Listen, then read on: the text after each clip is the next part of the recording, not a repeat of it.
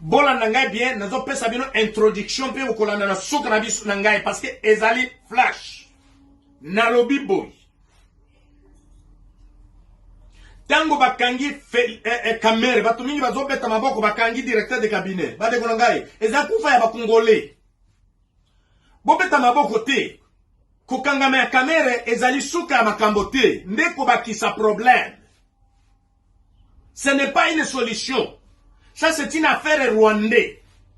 Nabisi yetango abengingana yo, nabisi yo zali hutu. Yo za muhutu, omikote sana makambo yaba tutsi. Ba utiliser yo sikoba sana bosenga na bisute.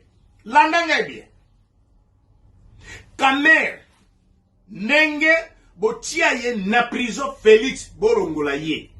Parce que ce que vous kanga kamere, bino nyos, bokanga. Vous avez droit ya kokanga kamere te. Parce que bino nyos, boliaki. Mais peut-être ya zaki mayera bana kolia mingi kole kabino. Bo bana kotia ali boso, boliaki bino nyos te. Mais ce qui kamera ko bino nyos bokokoya. Stratégie zalini. Joseph Kanambe abengi kamere na 2023 yonde kozala président.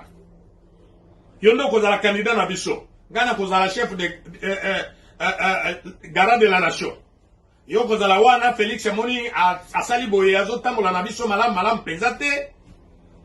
Yango tolingi totia yo. Kamere lokola linga pouvoir lokola nini ateteme abandiko ko pika bandi ko lenga azali prêt à trahir Félix abosani basalaka ba akoro ya Nairobi likambo wana nzoka nde Félix pe ayebi yango ezali trick basali pona koluka kokwesa kamera Félix koyoka likambo wana atuni batuna to sala nini alobi tinda yango likambo wana na tribunal. Si tango bazo benga na ba juge kamera za ko benga Joseph azo pesa ba espoir yango azali ko pita zo kendete bande ko ngai ti juge baye ko zobikano bakangai ce n'est pas juge a pesi makoki ma azana pouvoir ya kokangisa kamera bande ko ngai ezali Joseph Kanambe akangisi kamera parce que kamera ayebi mingi. Lokola kamera yebi makamo mingi ezali nzela batie na prison ba éliminer ye. Yango kamera monaki ke avaba bomangana kokufa ngai moko te a publier na ba opposant. Au moment je parle, information nyonso tozali na yango. Yango na sengi boy. Bola na message za flash peuple congolais. Na sengi boy. Ava to publier makambo ya sorga. Ata yango na éviter.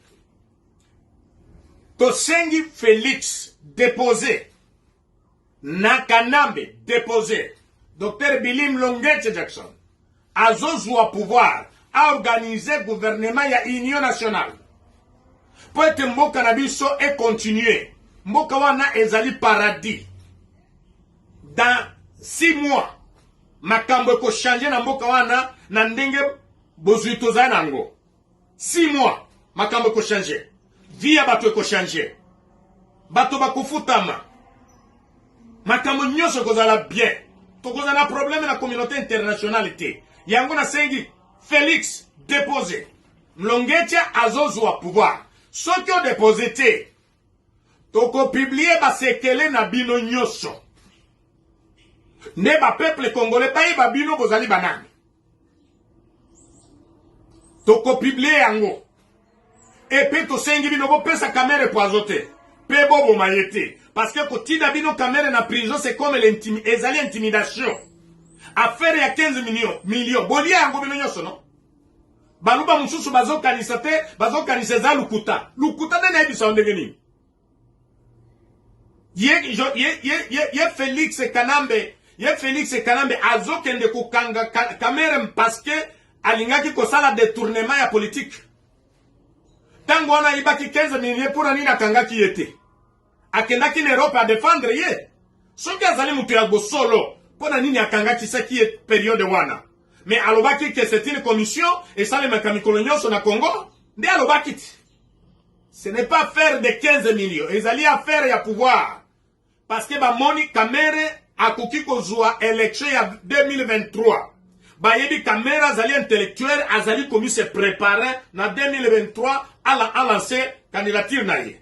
Avant candidature wana ebima yango Kabila salaki plan à détruire Kamere atikala na Félix, mais à détruire Félix kalamingi te. Je dis ceci, ce qui est salemi bongote, Joseph Kabila retour au pouvoir. Avant Joseph Azonga nasengi déposé atandele bokanisa ete mulongecha za izobate. Non, Dr Billy azamaye azana A B C D, so qui mulongecha azalite B akozwa place, B azalite C kozwa place. Ndeboye baka yango na lancer appel au ba nyoso boyebike bozali na ba épreuve wana, bozali na ba évidence wana pona Kamere bojoindre ngai tout ça la liboke moko bo publier lo comme côté to senga bato wana ba déposer parce que tolingi ko bimisa bosoni na bangote biloko basala sala peuple congolais bino bokanisi que Félix azwaka ka pouvoir wana pona liseki. Il y a quelque chose il avait donné, il y a quelque chose il avait fait, il y a des films. Ce qui bozako kanisa zaije na lobby flash Bobet nous me la message on a Félix. Bande quoi Félix boyeba. Docteur Bilim Longecha azana tout. Nazana tout.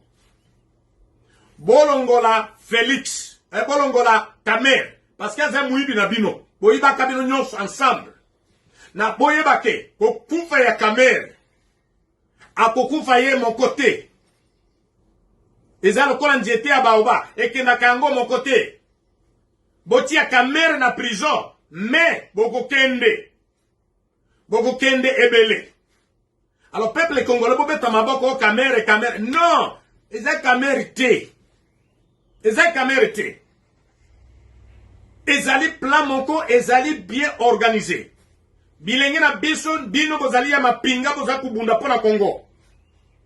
Aluta continue. Bozala ini naza ko lancer appel na mapinga na biso. Partout bozali boza kolanagai.